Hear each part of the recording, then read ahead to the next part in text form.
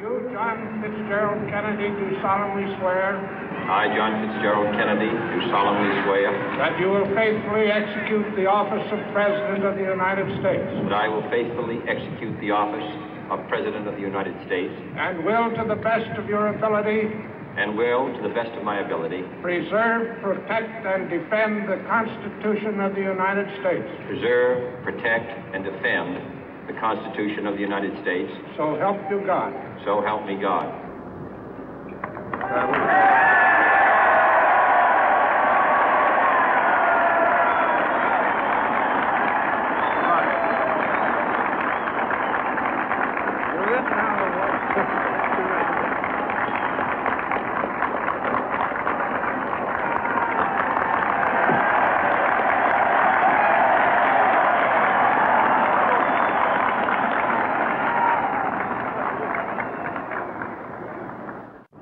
Vice President Johnson, Mr. Speaker, Mr. Chief Justice, President Eisenhower, Vice President Nixon, President Truman, Reverend clergy, fellow citizens. We observe today not a victory of party, but a celebration of freedom, symbolizing an end as well as a beginning, signifying renewal as well as change. For I have sworn before you and Almighty God the same solemn oath our forebears prescribed nearly a century and 3/4 ago.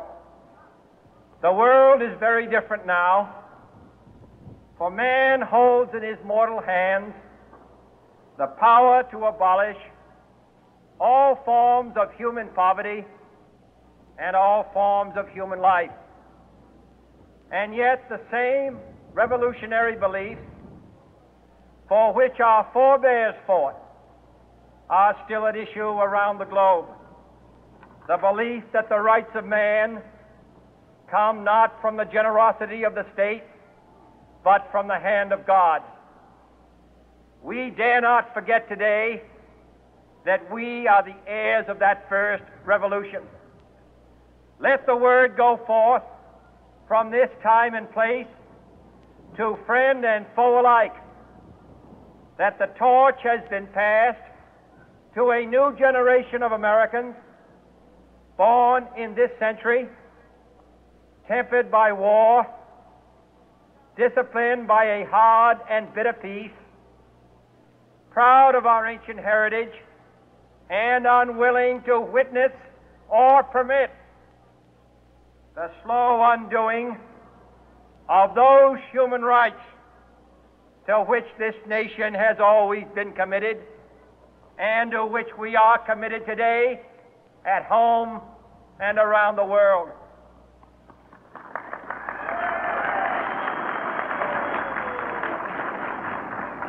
Let every nation know, whether it wishes us well or ill, that we shall pay any price, bear any burden, meet any hardship, support any friend, oppose any foe to assure the survival and the success of liberty.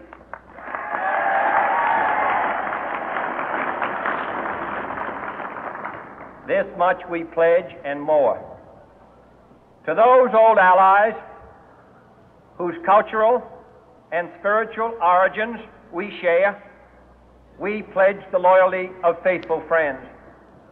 United, there is little we cannot do in a host of cooperative ventures.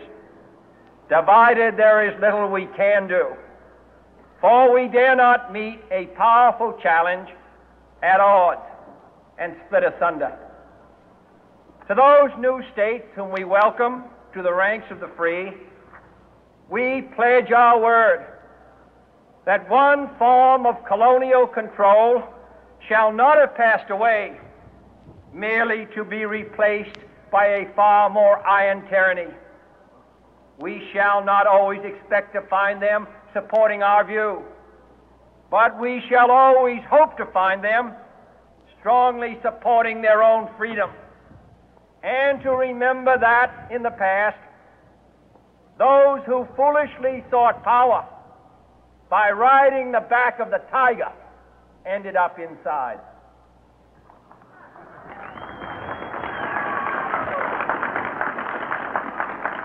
To those people in the huts and villages of half the globe struggling to break the bonds of mass misery, we pledge our best efforts to help them help themselves for whatever period is required, not because the communists may be doing it, not because we seek their votes, but because it is right. If a free society cannot help the many who are poor, it cannot save the few who are rich.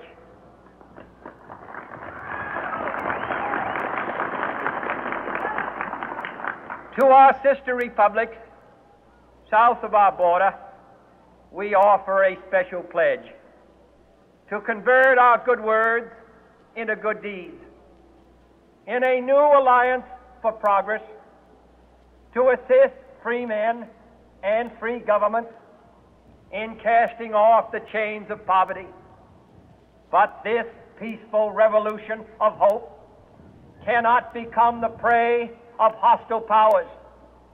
Let all our neighbors know that we shall join with them to oppose aggression or subversion anywhere in the Americas. And let every other power know that this hemisphere intends to remain the master of its own house.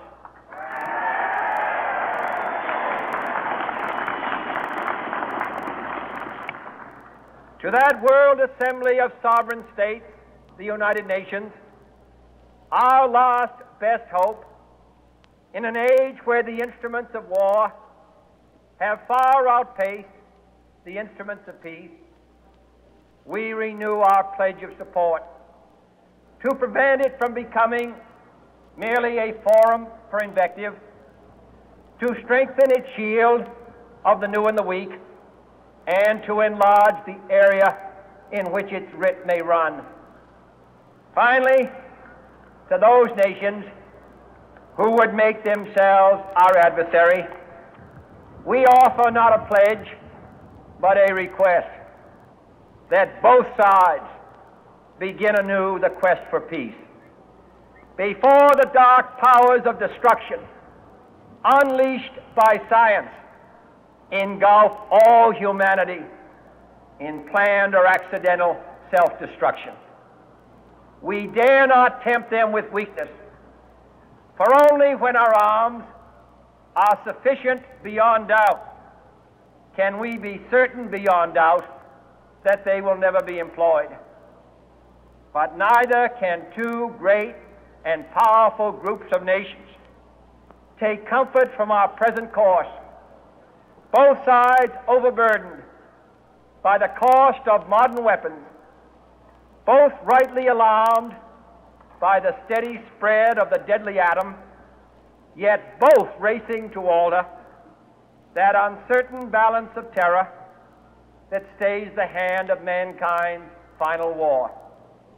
So let us begin anew, remembering on both sides that civility is not a sign of weakness, and sincerity is always subject to proof. Let us never negotiate out of fear, but let us never fear to negotiate.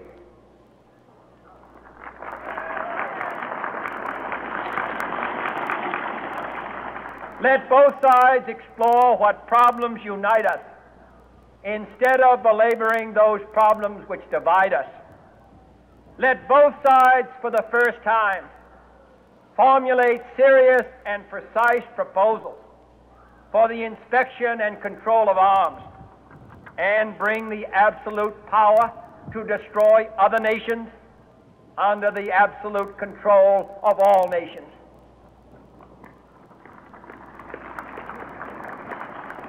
Let both sides seek to invoke the wonders of science instead of its terrors.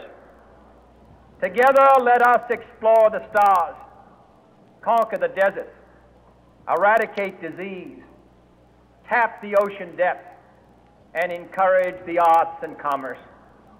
Let both sides unite to heed in all corners of the earth the command of Isaiah to undo the heavy burden and let the oppressed go free.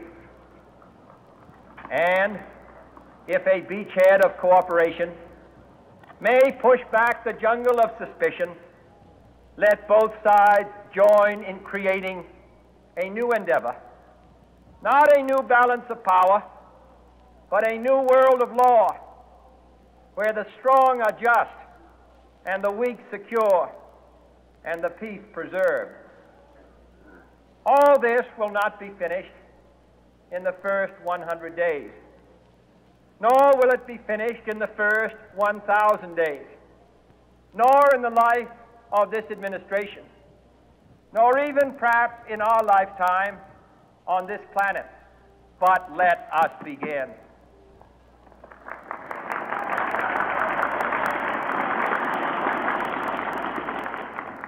In your hands, my fellow citizens, more than mine, will rest the final success or failure of our course.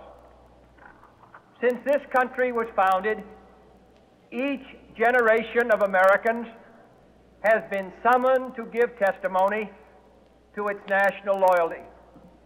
The graves of young Americans who answered the call to service surround the globe.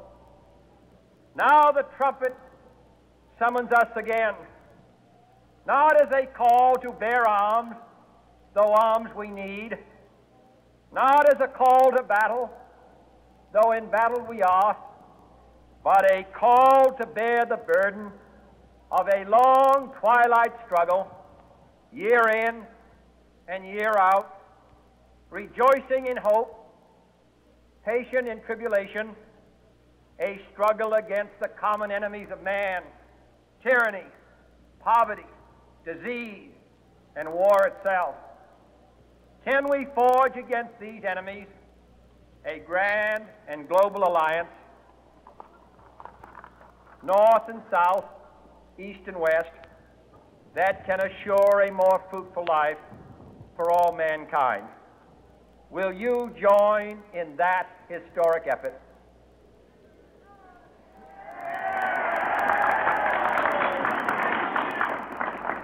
In the long history of the world, only a few generations have been granted the role of defending freedom in its hour of maximum danger.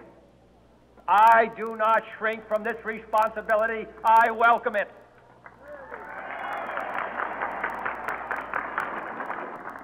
I do not believe that any of us would exchange places with any other people or any other generation.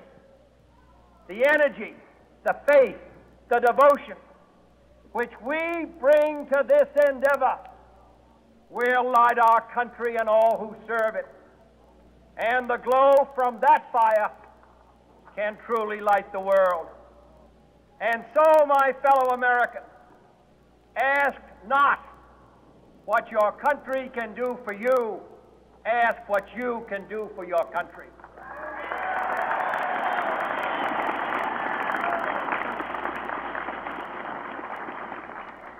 My fellow citizens of the world, ask not what America will do for you, but what together we can do for the freedom of man.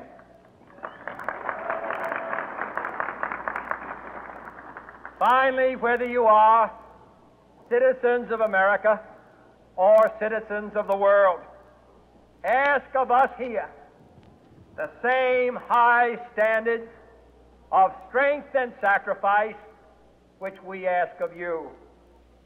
With a good conscience, our only sure reward, with history the final judge of our deeds, let us go forth to lead the land we love, asking His blessing and His help, but knowing that here on earth God's work must truly be our own.